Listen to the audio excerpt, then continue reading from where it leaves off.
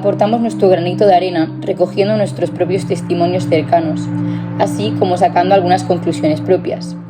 Estudiar y narrar la experiencia de los desplazados valencianos después de la Guerra Civil, anterior a la Declaración de Derechos Humanos, y compararla con algunas experiencias de desplazados en las que se ve involucrada hoy en día la Comunidad Valenciana, en este caso como receptora, el del Líbano, posterior a la Declaración de Derechos Humanos y anterior a la Agenda 2030, y el conflicto entre Ucrania y Rusia, posterior a ambas. De esta manera podremos analizar el impacto que han tenido a la hora de dignificar a los desplazados. No es la intención de este proyecto hacer afirmaciones inamovibles ni sacar conclusiones definitivas, ni cerrar todos los interrogantes que nos surgen, ya que a medida que hemos avanzado en la investigación y que cada vez que cerramos una pregunta se nos plantean otras tantas nuevas, vemos lo imposible que sería este fin en apenas 4 meses de investigación y 30 minutos de cortometraje. Hay tantos matices que deberíamos abordar y, sin embargo, por falta de tiempo y espacio, no podremos. Distintas categorías de desplazados, emigrantes, exiliados, refugiados. Si son hombres o son mujeres, niños, adultos o ancianos. Su nivel económico, su nivel cultural, el momento histórico, la sociedad que les rodeaba, sus experiencias personales, el país de donde son acogidos. Hay tantos motivos y matices que pueden cambiar la experiencia de una persona en el momento que se ve desplazado por un conflicto.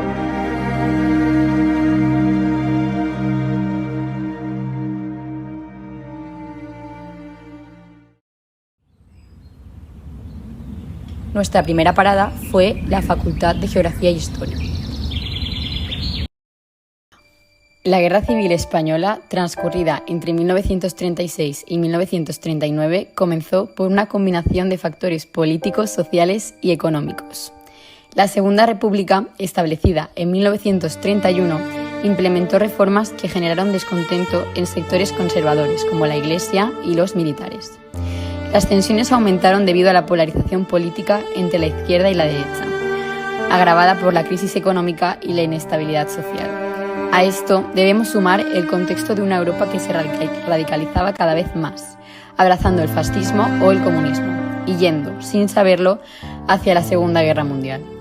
El golpe militar, encabezado por Francisco Franco en julio de 1936, apoyado por sectores conservadores y fascistas, desató el conflicto al enfrentarse con las fuerzas leales al gobierno republicano, resultando esto en una sangrienta guerra civil.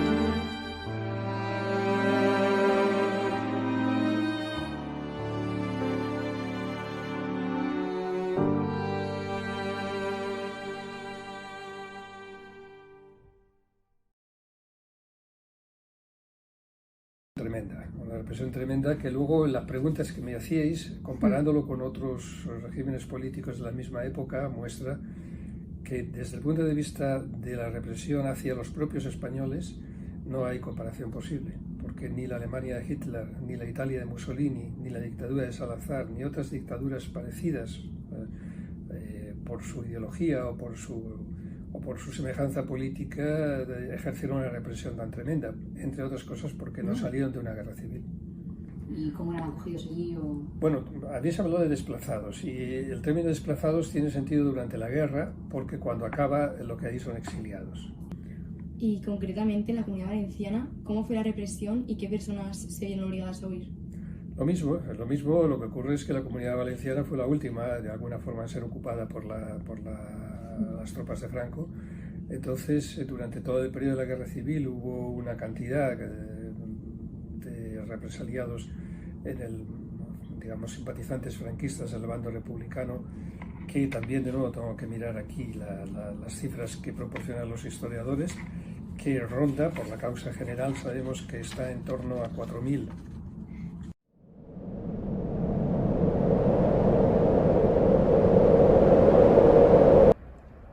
Yo nací en el año 1932, por todo el tiempo de guerra era muy pequeñita. No recuerdo pocas cosas, pero que por las circunstancias de guerra soy de Gandía y allí pues sí, había bombardeos y muchas cosas. Entonces tuve que irme con una tía y con la abuelita a Rotova, que es cercano a Gandía, pero en los pueblos no sucedía tanta cosa y estaba guardarnos de la guerra. Tengo un hermano también que era pequeño porque hay poca diferencia de edad, y allí pasamos la guerra. Recuerdo que mi mamá, que tuvo que quedarse en Gandía, y algunas veces venía a verme con dificultades porque entonces también pasar caminos era... Y yo pues quería ir a Gandía, lo que hacen los niños pequeños, y me llevó un día, pero coincidió que esa noche hubo bombardeo. Lo único que recuerdo es que, claro, por el bombardeo mi mamá me envolvió en una mantita y corriendo me llevó a un refugio. Que apenas recuerdo eso, pero que por la edad pues no retengo más cosas. Miedo sí que oía a las personas mayores, aunque pues procuraban no asustar a los niños. Pues con la cuestión de que depende del bando en que cayeran. En algunos casos eso fue así, claro, no quisieron pasarse al otro bando, pero normalmente los desplazados fueron aquellos que huían de la represión, tanto en el bando republicano como en el bando franquista, es decir, huían por razones ideológicas de la represión, se sentían de alguna forma temerosos de que pudiera recaer sobre ella.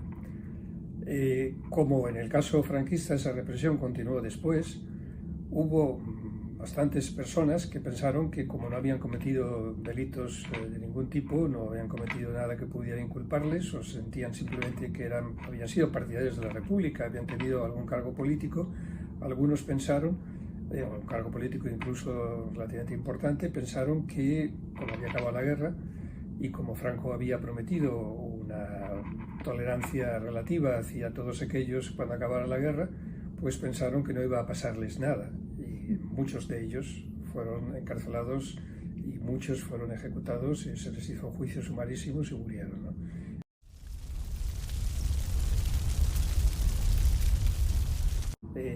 Unos cruzan los Pirineos y muchos de ellos estaban movilizados por el ejército, simplemente habían combatido en el ejército republicano, otros temían lo que podía pasarles.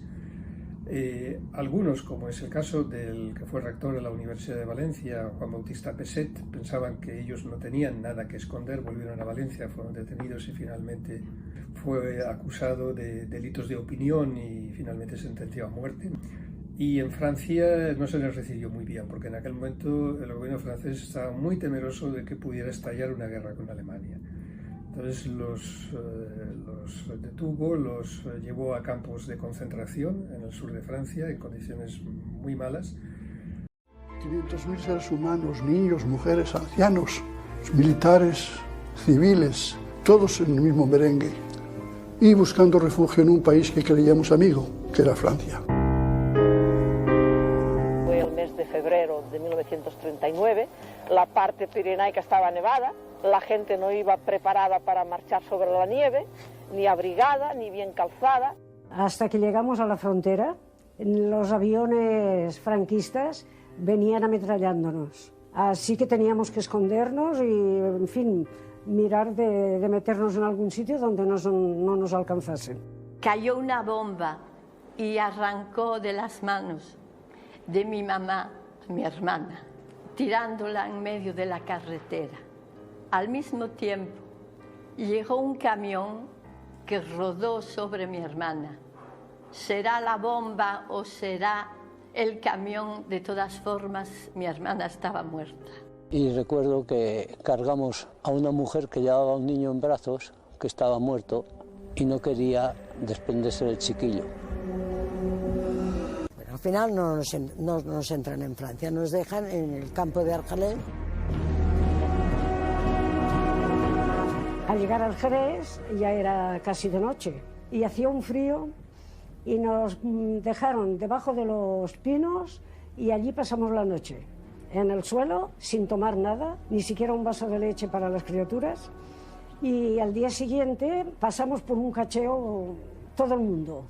Es esperarnos un equipo de sanitarios y es desnudarnos a jóvenes y viejas, viejos y viejas, meternos en unas duchas a unas temperaturas fabulosas quemando y con unos cepillos, pero no suaves, no, sino cepillos de raíces, nos cepillaron el cuerpo, nos desollaron vivas. Quítense la ropa y amontonarla en un sitio y te encuentras como el día que naciste, y te meten en unas duchas. Abajo, autoridades, gente, todos mirando, gendarmes, todos mirando cómo se nos duchaba. Y sin una toalla para poderte secar ni para poderte envolver, vuelves a salir, se habían llevado la ropa, tienes que esperar, y allá que allá aparecen con brazaos de ropa que la en el suelo, y entre aquella ropa empieza a buscar tú la tuya. Muchos de ellos después se encontraron con que al estallar la Segunda Guerra Mundial, porque no fue evitable esa Segunda Guerra Mundial a pesar de las precauciones del gobierno francés, cuando estalló poco después la Segunda Guerra Mundial, pues pudieron escapar, salir de allí, huyeron, pasaron a la resistencia, se pudieron marchar fuera de Francia, o combatieron incluso en el ejército que liberó a los franceses del dominio nazi. Y otros, o bien partiendo de Francia o bien partiendo de otras partes, se marcharon a América Latina, y muchos lo hicieron por el puerto de Alicante, en el viaje ese último de un barco, el Stambrook, que es muy conocido porque se han hecho documentales, se han hecho donde huyeron en el último momento pues una gran cantidad de pasajeros que habían casi asaltado el barco estaba que ya no podía ni salir, y acabaron llegando a Orán. Orán era la Argelia francesa, fueron también detenidos, fueron llevados a campos, los hombres a campos de concentración, allí hubo de todo, unos que pudieron escapar, otros que se quedaron allí y que pasaron muy mal, y otros que pudieron marcharse y llegar a París, y de París marcharse a América Latina. Y América Latina fue un refugio, sobre todo Chile y México sobre todo, ¿no? Encontramos en el libro El exilio valenciano en América, obra y memoria, en el capítulo La guerra civil en el inconsciente del exiliado, una visión psiquiátrica y fenomenológica, de María Blanca Ramos de Viesca y Carlos Viesca Treviño, un estudio de la huella que deja en el subconsciente un episodio traumático, en este caso de ancianos que se encuentran en el Sanatorio Español de la Ciudad de México, en el área correspondiente al asilo de ancianos, y fueron desplazados en su día a causa de la Guerra Civil Española. En este país, al igual que en la mayor parte de América Latina, la acogida de los españoles fue menos traumática para ellos por los lazos culturales. Entre los 55 casos estudiados, varios son valencianos. Cuenta uno de ellos. Hombre de 82 años diagnosticado de demencia senil. En un episodio de agitación nocturna, trató de escapar del asilo agrediendo física y verbalmente al personal. Gritaba que estaban bombardeando su casa y se negaba a beber agua, pues decía que había sido envenenada por Franco. En otro caso nos dice, hombre de 76 años de edad, alistado en el Frente Republicano y encerrado en un campo de concentración 6 meses. Se exilió en México en el año 39. En el año 84, su familia decidió regalarle su ansiado viaje a Valencia, lo que le maravilló.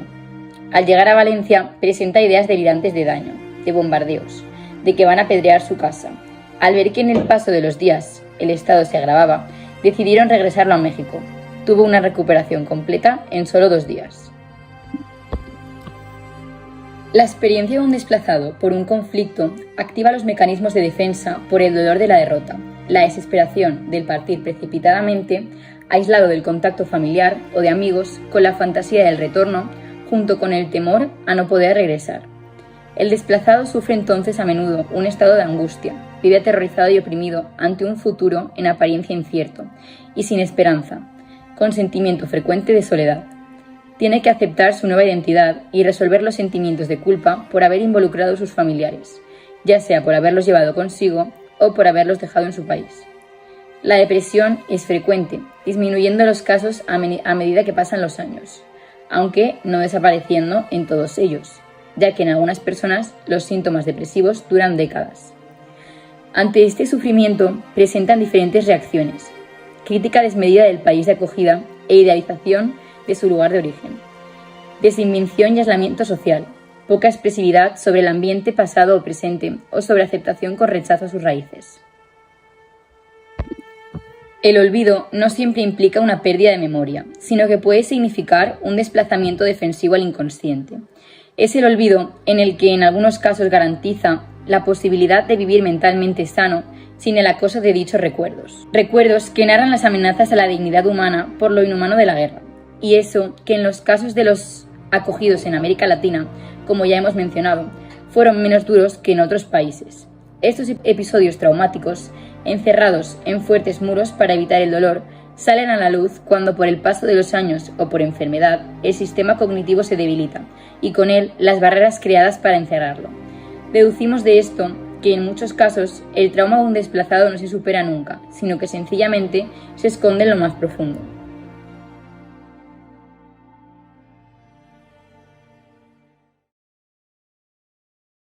La guerra civil del Líbano, transcurrida entre 1975 y 1990, fue un conflicto complejo y devastador que involucró múltiples facciones internas y actores internacionales.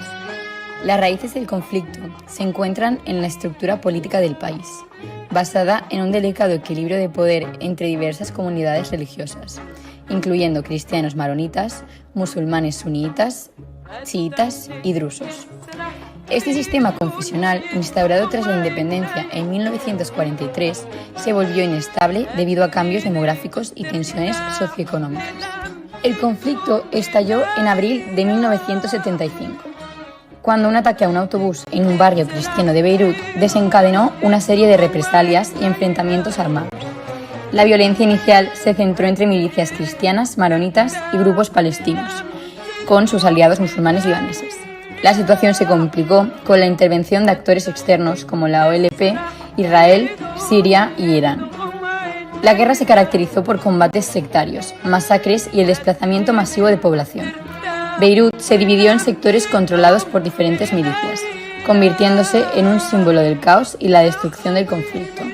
El conflicto finalmente comenzó a resolverse con los acuerdos de Taif en 1989, que reestructuraron el sistema político libanés, redistribuyendo el poder de manera más equitativa entre las comunidades religiosas y desarmando a las milicias. Aunque la guerra civil terminó oficialmente en 1990, el país quedó profundamente marcado por los años de violencia y las divisiones sectarias y políticas aún influyen en la política libanesa contemporánea. Me llamo Fadi, nací en Damasco, Siria, vivía en Líbano, en Beirut. A causa de la guerra vinimos a Valencia y hace 40 años que estoy viviendo en Valencia. Vine con 10 años de edad aproximadamente y el cambio fue bastante duro para un niño de 10 años, porque hace 40 años en los colegios no se daba la ayuda que se da ahora a la gente que viene de fuera. Sí, familia, amigos, dejamos todo. El momento que dejamos nuestra casa en Beirut, llevamos unos días de bombardeos y estamos escondidos y viviendo en los sótanos. Hasta que mi padre ya se hartó del tema, subió a casa, cogió un maletín que siempre tenía preparado para estos casos, arrancó el coche mi padre, nos metimos en el coche, nos hizo bajar las ventanas, nos dijo que nos tiráramos en la parte de atrás en el suelo, mi hermano y yo. Mi madre también estaba delante agachada y mi padre, pues como podía, iba agachado, conduciendo, cogiendo el volante, y las calles estaban completamente vacías, caían bombas y la idea era salir de la zona donde nosotros vivíamos, que era la zona cristiana en Beirut, y para salir teníamos que cruzar por un sitio que es donde estaban los del lado opuesto, ¿no? Entonces tiroteaban a toda la gente que intentaba huir, ¿no? Una manera de presionar al pueblo. Entonces esa imagen pues la recuerdo como mi padre iba acelerando y en el momento de pasar por ese tramo pues oímos pues un tiroteo, unas balas. No sabemos si tiraron a dar, no tiraron a dar, pero vamos, el susto lo teníamos. Pero bueno. De ahí fuimos a Damasco. En Damasco pues ya compraron los billetes de avión para venir a Valencia y a los pocos días pues ya venimos aquí. En 1991, tras la disolución de la URSS, Ucrania se independizó tras un referéndum. Aunque casi la mitad de la población habla ruso y se siente vinculada a Rusia, había indecisión sobre si unirse a la Unión Europea o mantener la influencia rusa. En 2014, tras una crisis política, Putin invadió Crimea y fomentó levantamientos en Donetsk y Lugansk, convirtiendo estas zonas de campos de batallas. La tensión entre Ucrania y Rusia aumentó y en 2022 Rusia invadió Ucrania, bombardeando varias ciudades. Putin no acepta la independencia de Ucrania, viendo al país como un hermano menor y considerando una humillación que Ucrania siga un camino independiente. Al comienzo de la mudanza fue difícil. Primero es obtener una visa para venir en España. En Rusia, después del comienzo de la guerra, es difícil de obtener. Sí. Luego, en España, otro idioma, otra cultura, y es necesario comprender y estudiar. Y por eso hay problemas para encontrar amigos y más.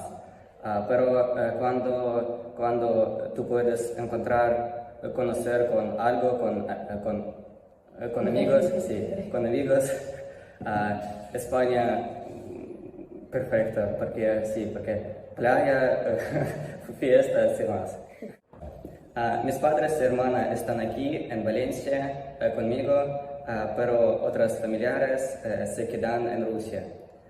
Pero mi abuela vino a nosotros desde Rusia durante 2 semanas. Hubo mucha propaganda en la televisión y en la escuela. Nos pusieron sanciones que no podemos usar Spotify, Apple Pay, Instagram y más. Los precios de tiendas subieron. Nike, Bershka y Apple abandonaron Rusia. Rusia se separó del resto del mundo. No podemos volver a nuestro país, somos rusos y lo que veo que para mis hijos es muy complicado estudiar aquí en España porque cuando hicimos la mudanza ellos no sabían español nada, desde cero. ¿Y cómo fue llegar aquí la acogida de la gente en España? Lo que puedo decir que los españoles son muy amables, son muy buenas personas, muy abiertos, y cuando tú estás en algún sitio con su hijo, tú no tienes ningunos problemas para resolver alguna pregunta o algo así. De momento yo no tengo los amigos españoles porque es muy difícil, porque tengo algunas edades y no soy joven, me parece, pero por otra parte mis hijos sí es verdad que tienen amigos y españoles y también entre los hablantes tienen amigos también. El alumno de este colegio, Bogdan, tenía un papel y ese papel significa que tiene obligatorio ir a Mili. Sí, sabemos todos que si vas, tú puedes no volverse. Todos los que se ven obligados a marcharse por razones económicas, o por motivos políticos, o porque van huyendo de la guerra, tienen en común una sensación, como os decía en ese texto que os he pasado, una sensación muy extraña, una sensación de tener como 2 patrias y como vivir en 2 tiempos. 2 patrias porque ellos no pueden nunca olvidar lo que ha sido sus orígenes, sus raíces, su patria en el sentido del lugar donde han nacido, donde tienen a su familia, donde tienen sus raíces familiares, ¿no? Eso no lo olvidan nunca. Aunque cuando vuelven, si ha pasado mucho tiempo, pues muchas veces esa patria ya no es la que ellos recuerdan. Hay una patria en el recuerdo y otra patria en la realidad que ha ido cambiando. Entonces son hijos de esa dualidad, pero también al lugar donde van son vistos como extraños y tienen que buscarse allí una manera de integrarse. Entre los testimonios de nuestro entorno, las cartas y en otros entrevistados por medios de comunicación que hemos analizado, hemos encontrado una serie de similitudes y diferencias. En primer lugar, el avance en los medios de comunicación facilita el contacto con la familia. En el primer caso, los desplazados por la Guerra Civil Española, prácticamente el único medio de contacto con los seres queridos eran las cartas, lentas y en muchas ocasiones no llegaban por extravío o por la censura. En el segundo caso, ya en los años 80, el conflicto del Líbano, el teléfono facilitó en gran medida el contacto, aunque no siempre fuera posible por el costo o por la disponibilidad en el país de origen. Por último, en el conflicto entre Rusia y Ucrania encontramos un mayor sentimiento de cercanía entre desplazados y seres queridos, gracias a las facilidades que ofrece hoy en día la tecnología. No obstante, nada puede suplir esa distancia. En segundo lugar, encontramos una indudable diferencia entre la edad de los desplazados y el impacto emocional que supone. Cuanto más joven se es, más fácil le resulta la adaptación al nuevo entorno y menos consciente se es de los episodios traumáticos que le rodean, siendo así en cualquier momento de la historia. En los tres casos vemos también que se han visto obligados a abandonar sus países a causa de un conflicto que va precedido de una quiebra de la democracia y de la convivencia. Rara vez vemos desplazados por conflictos en países en los que hay una democracia plena. De hecho, estos suelen ser los países receptores. Observamos también que la mejor o peor acogida tiene gran relevancia a la hora de sobrellevar el trauma, pero observamos también por los estudios realizados que ni en el mejor de los casos las heridas pueden borrarse del todo, teniendo secuelas de todo tipo a nivel psicológico los afectados. En cuanto al viaje de salida, los riesgos que se corren son muy altos, independientemente de la época o el conflicto. En el caso de los entrevistados rusos, vemos que no corrieron tanto peligro por ser Rusia, en este caso el país agresor, y el que lleva la iniciativa en el conflicto. En cualquier caso, los riesgos eran altos, ya que se les podría haber arrestado por traición al negarse a hacer el servicio militar obligatorio. Más allá del viaje, vemos en los desplazados de los tres conflictos una gran diferencia en la acogida. En el primer caso, anterior a la Declaración de Derechos Humanos, vemos que las condiciones a las que se enfrentaron los valencianos que tuvieron que huir a países europeos fueron terribles en cuanto a dignidad, salubridad y condiciones de vida. Algunos tuvieron más suerte si se pudieron permitir viajar a América Latina, ya que allí las condiciones fueron más amables y la adaptación mucho más fácil. En el segundo caso, posterior a la Declaración de Derechos Humanos y anterior a la Agenda 2030, los libaneses que llegaron a Valencia encontraron una acogida más digna, aunque no en todos los ámbitos estuviéramos bien preparados para ello. Como por ejemplo, a la hora de integrarlos en las escuelas. Por último, en el caso del conflicto entre Rusia y Ucrania, posterior a ambas, vemos una mayor preparación y disposición a ayudar e integrar en todos los ámbitos de la sociedad a los desplazados que acogemos en nuestro territorio, tal como muestra la encuesta realizada y los testimonios obtenidos. Sin duda, la Declaración de Derechos Humanos y la Agenda 2030 han sido intentos por dignificar esa traumática experiencia, por imposible que sea borrar el impacto que ésta tiene en los seres humanos que la sufren. Analizando los tres casos escogidos y en el territorio de la Comunidad Valenciana, podríamos afirmar que su efecto ha sido muy positivo en cuanto a la acogida. Ayudas sociales, integración en el colegio, mayor conciencia social, mayor aceptación de la diversidad. Vemos una mejor acogida en el tercer caso, posterior a la Declaración de Derechos Humanos y a la Agenda 2030, que en el segundo, que está entre ambas y mucho mejor que en el primero, anterior a las dos. No obstante, son solo tres conflictos en territorios y experiencias concretas. A poco que abramos el abanico, vemos por toda Europa, en cuantísimos casos, no se respetan los derechos de estas personas, obligadas a abandonar sus hogares, rechazándolos socialmente, no permitiéndoles la entrada, amontonándolos en campamentos de refugiados. Sin duda, nuestra democracia ha dado pasos firmes para tratar de dignificar esta dura experiencia, pero aún queda mucho camino por recorrer para intentar minimizar, en la medida de lo posible, esta traumática experiencia, ya que jamás podrá borrarse del todo. A medida que pasan los años y las voces de nuestro propio exilio se van apagando, vamos olvidando que nuestro pueblo tuvo que pasar por ahí y nos cuesta empatizar más. Tal como muestra la encuesta realizada, los que han respondido que saben poco o nada del exilio español son más propensos a rechazar la acogida de desplazados. Es por eso que vimos la necesidad de mantener viva nuestra experiencia en la memoria histórica, para no olvidar de dónde venimos y valorar el sistema democrático y el Estado de Derecho en el que vivimos y que no siempre tuvimos.